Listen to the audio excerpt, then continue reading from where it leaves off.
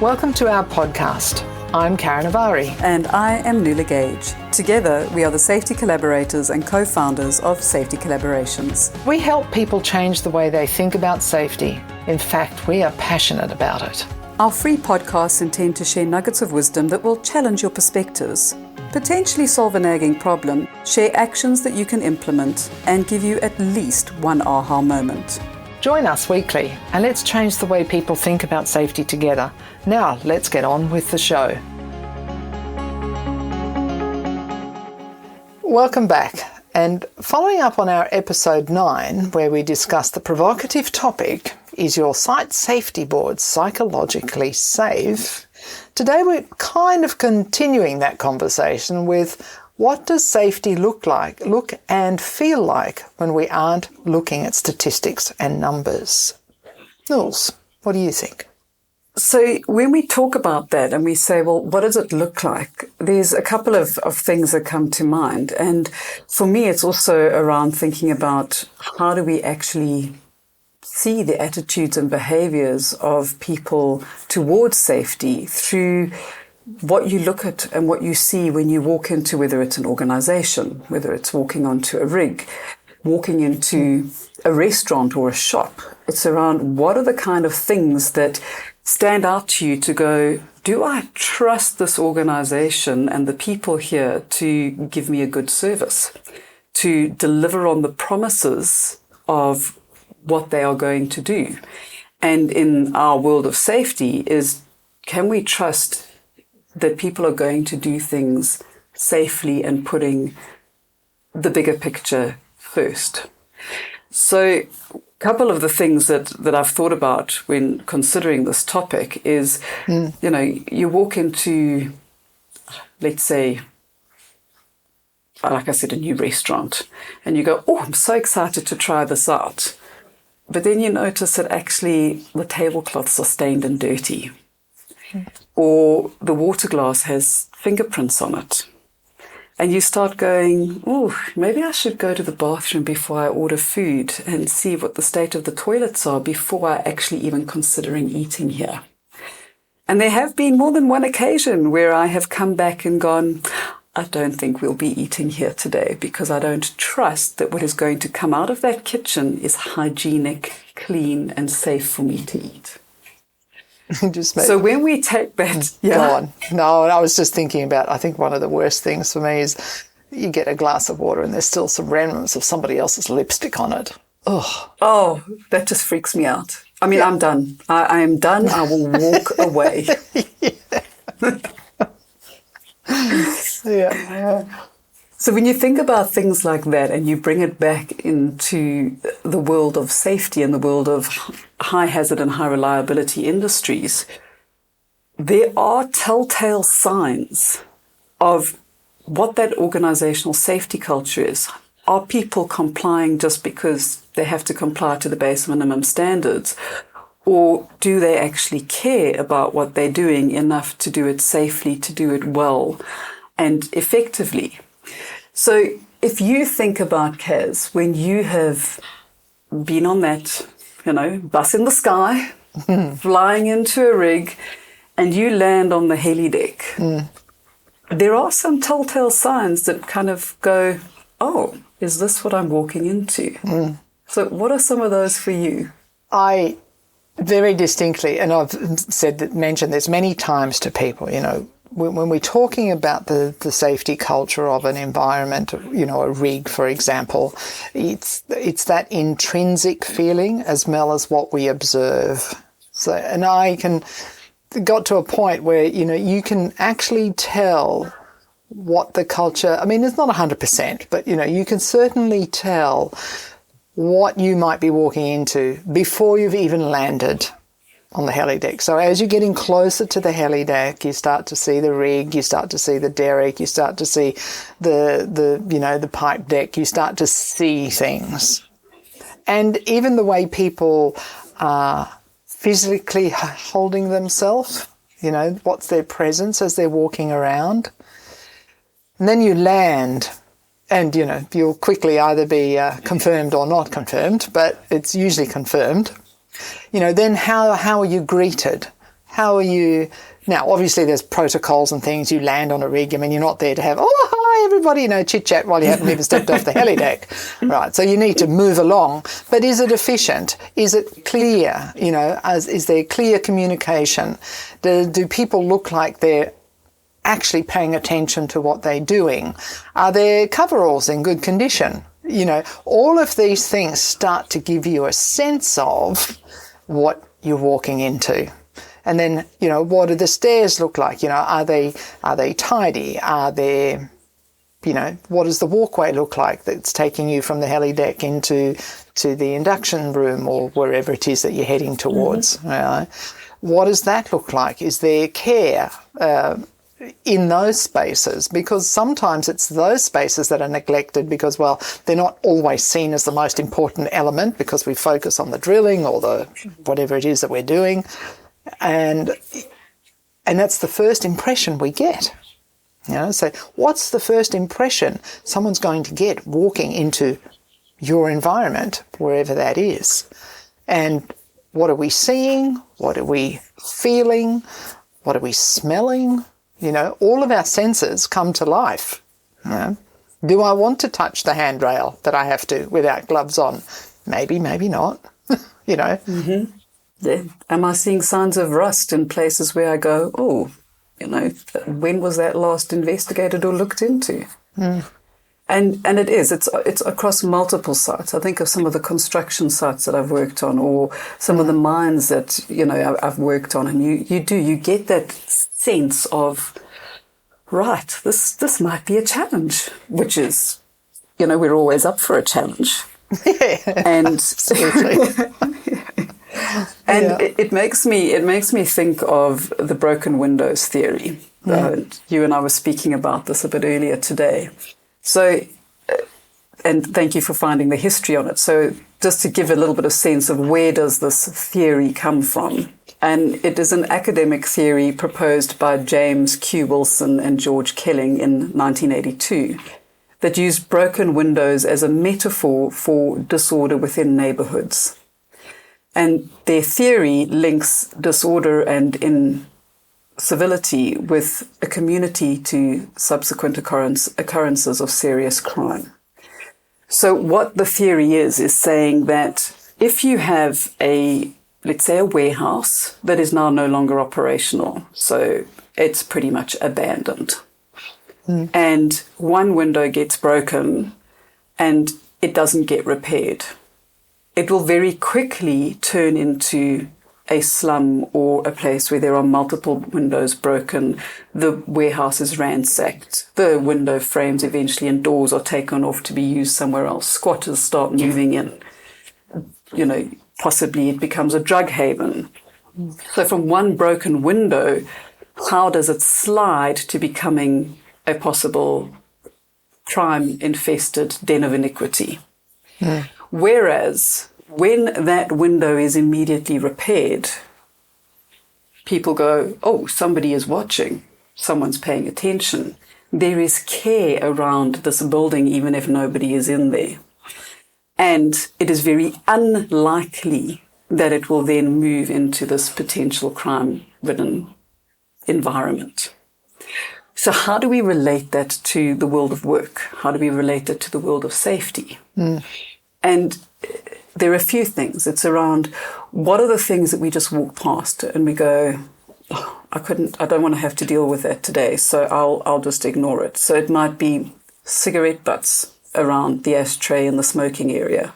It might be empty plastic water bottles in different work areas.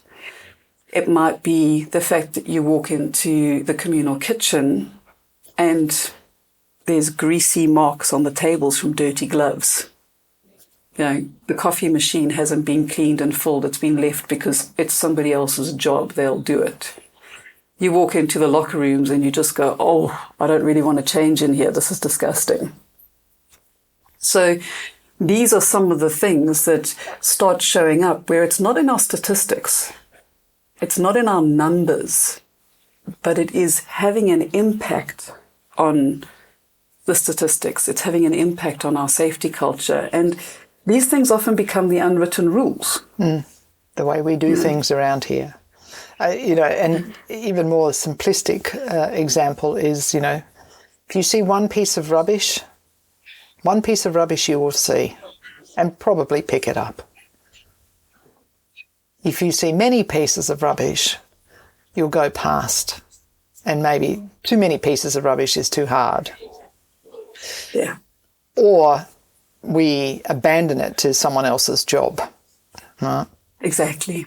So these are when we talk about housekeeping, this is a very big topic. It's a well-spoken about topic in the work environments. In the work environment, it's important.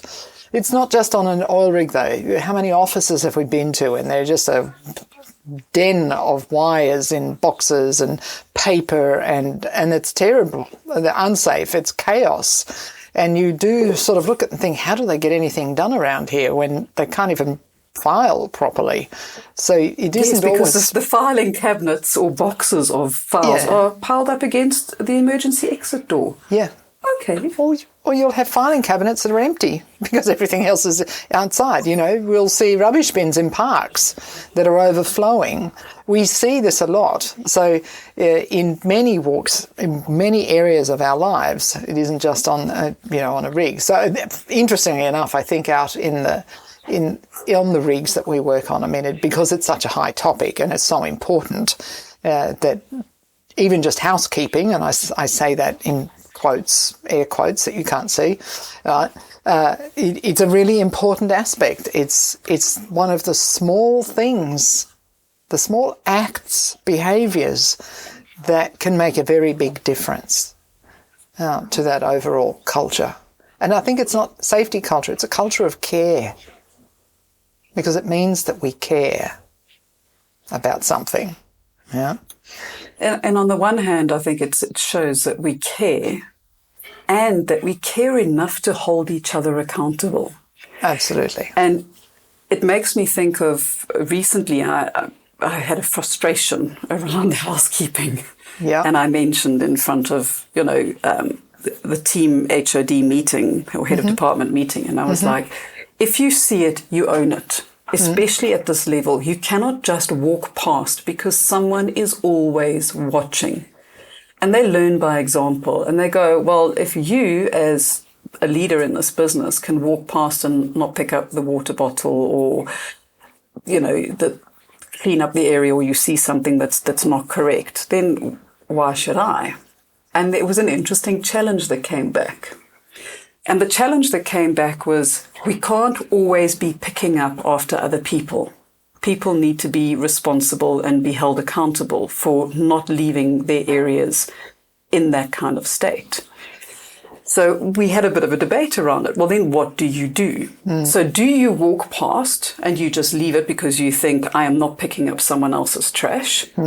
Or do you actually go, hang on, what department was the last department that was working in this area? You all get back here and you come and clean this, and you leave it in the state of which is acceptable for the next group to come in. And if you go, oh, it wasn't me, we found it like this, with poor housekeeping and bits left over and barrier tape flying in the wind. Well, why was that acceptable and okay? Why did you not then go, hold on a second, who was working in this area before me? You guys, you come back here because I want to start working in a clean environment. I think could be a counter to that, in that, people might be going back, well, I haven't got the time to go and chase people around the place, But interestingly enough, the paradox in that is you're now going to potentially take the time to clean it up. And it won't be just this time, it'll be next time, and the time after, and the time after, because those other people know that, oh, well, it's okay, somebody else will clean up after me. It's a bit the parent-child theory, The parent says, can you please go and clean your room? They don't. You please go clean your room? They don't. Please go clean your room? They don't. So you go and clean their room. And the child's going, yippee, they've done it again. I don't have to clean my room because eventually they will. Right. So that's, we're big responsible adults. And so therefore we don't want a culture that encourages that sort of behaviour. So I feel that we would encourage people to actually take that bit of energy in the beginning, at least, to get other people to come back and might be responsible, as you said, for their actions. Yeah. Responsible and mindful. And what I loved about what you said there is around, we're all aware of the fact that you think, I don't have time to go and chase someone else. But it's only going to take once or twice for people to learn that you will not accept that behavior. Exactly. And we do have to have a base level of compliance and expectation that we all agree to. Indeed. And, it's in these kind of small areas where if you can get that agreement and that compliance to say, well, actually, we all agree we want to work in a tidy environment, whether that's on a rig, whether it's in an office environment, whether it's on a construction site. So, yes, we all agree that this is our minimum level, then we can start moving up into having a look at, well, how does care impact and all of that. So if you are at a stage where possibly you are starting to have maybe an increase in incidents or, people aren't working as well together, sometimes taking a step back and looking at these potentially seen as insignificant small things, how are they actually having an impact on the bigger things? And what are the kind of conversations, if we think about, how are we having these conversations and getting agreement? And Kaz, you often talk about the linguistic acts. Mm-hmm. How are we asking people to be accountable for their space and the space around them? Mm. What requests are we putting forward? Are we making your favorite slippery promises? Slippery promises. I promise I'll clean up next time, but thanks for doing it for me this time. Exactly. There's a slippery promise if there ever was one. Exactly. So it is also very much about clarity, setting the expectations. What are the boundaries that you as a team, so I was just thinking as you were talking about that whole concept of team agreements, and I think that's really what we're looking for here is what do we all agree that the standards will be here, irrespective of the actual rules. In fact, you need to go beyond that. This is our minimum, regardless of what the book says. We're going to go above what the book says. Yes. Yeah. And as leaders, because often that's where it starts, it's what we put forward as leaders in an environment will then be followed. Sorry, leaders out there. Starts with you. So, yeah, it does. So how do we encourage the culture that we want? And for me, often it's around, we have that cliche, we're going to lead by example. Well, fabulous. But what does leading by example actually look like? Mm. And, recently had an example of I think it was the company man walking into the kitchen and going, okay, this isn't quite the way I like things. And there are a whole lot of people standing around.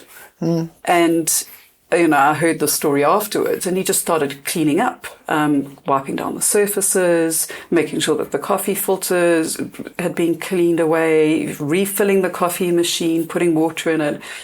And people just stood there looking like, well, what are you doing? And someone actually said, no, but the catering crew will be coming in to do that. You don't need to do it. He's like, actually, no, I do need to do it because I'd like to make myself a cup of tea, and I can't make myself a cup of tea in a dirty environment. It doesn't sit well with me. Mm. And then having the conversation with, well, actually, what is this indicative of? So are you going to walk outside and you're going to see something that isn't okay and go, well, someone else will come along and do it.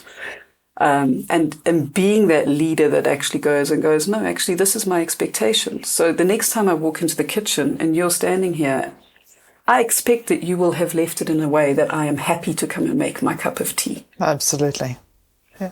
It's funny, I was thinking about airplane loos. When you go to the bathroom, it stuns me how people just leave a mess. Yeah. I mean, I'm talking about water and stuff, I'm not, or the tissue on the floor or, all this sort of stuff. It just boggles my mind. And I often sit and think to myself, do I have any pride? all self-respect. Well, exactly. You know? Exactly. Yeah. So, and we were talking about the word pride, actually. So, it's about you got to build trust and rapport for sure with each other, and that happens. But how do we take pride and recognise that the behaviours that you exhibit and want to see in others is important, but it starts with you, So we did a bit of a search about, and I remembered from years ago I used to have a little notice on my corkboard that sort of said pride, that said something along the lines of personal responsibility in delivering excellence. So it is it's everybody's responsibility to have that culture that we see, feel, sense even. It's everyone's responsibility in that. And on that, I remember one of the second mates actually saying to me once, when you walk around, do you see anything that's kind of like out of place? And I said, no. I said, this is an old rig, but it's a really neat and it's a tidy rig. I said, and there's constantly painters going around keeping things up to date. And if there's, or if there's a little tiny piece of rust, it gets chipped out and it gets done. He goes, these are the things that are important to me, because if I can have everyone walking out and going, this is a place I want to be. I'm not living on a rust bucket while I'm out here. I am somewhere where it's being constantly worked on, constantly maintained. And he had such a pride in the consistency of his tiny little team, because I think there was only one AB on night shift and one AB on day shift. Right. But just how they maintained that rig, that when he walked out, he was like, look at where we are. Yeah, absolutely. And he wasn't comparing himself to anyone else. No. He was taking pride in what was happening there in the moment, And that kind of leads us into our emotional gem for today, which happens to be the emotion of pride. And so the story behind pride is, I did something good and I want to tell others. The impulse, and remember the emotional impulse is what drives us to action, is to tell others what I have done. And its purpose allows us to tell others about the good things we have done. Now, pride allows us to share our accomplishments so that others can know what we value in life. Now, that's at the heart of what pride is. But it is often confused with the emotion of arrogance. And the difference is that pride is the emotion that lets you show how I feel or how you feel about things that you have done in a non-comparative way. So pride is not about competition. It's not about comparing yourself to what someone else has done. It's actually about feeling good about yourself and what you've achieved. And you may choose to share it or you may not, and that is okay. But arrogance is all about comparison and often comes with the belief that a person is either superior or the others are inferior. So if you steer clear of comparison, pride will serve you well. And it is a very much an emotion that is misunderstood. I don't know if that's the correct English, but is not understood well. So feel safe in taking pride in all the good things that you do on a day-to-day basis and keeping your environment in a way that you want to be comfortable in, whether it be picking up that lone piece of rubbish or helping another to do the same. And I think that's us for today. Well done, everybody. That's a wrap for today. Thank you for joining us today. It's always lovely to have these conversations that matter. We'll be delighted if you share this podcast and hit the subscribe button on your preferred podcast platforms such as Apple or Spotify, etc. Connect with us via our website, www.safetycollaborations.com, where you will find the show notes for today's episode. Email us at hello@safetycollaborations.com. We'd be delighted to hear from you. We are easy to find on LinkedIn. Just look out for either Nuala Gage or Karen Avari and follow our company page, Safety Collaborations. Until next week, stay safe and stay well.